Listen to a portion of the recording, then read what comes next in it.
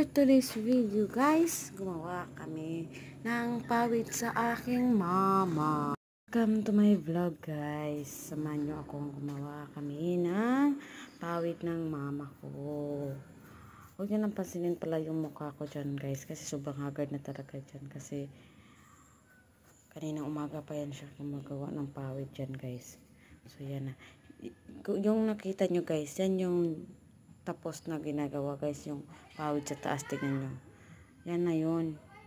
Katapos nitong ginawa namin, yan na yung malamig yan guys, kahit sobrang init sa amin dito. Kapag dito kami natutulog pag tanghali, sobrang lamig talaga, sobrang fresh kaysa sa yero yung bubong namin. Sobrang napakainit, hindi ka talaga makakatulog pag tanghali. Pero pag yan yung bubong guys, sobrang lamig guys, sobrang lamig talaga guys.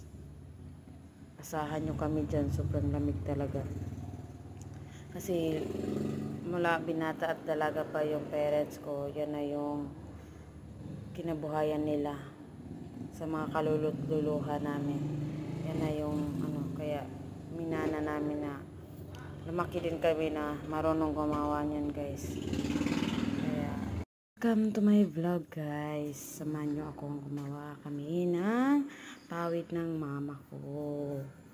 Huwag nyo nang pansinin pala yung mukha ko dyan guys, kasi sobrang haggard na talaga dyan. Kasi kaninang umaga pa yan siya gumagawa ng pawid dyan guys.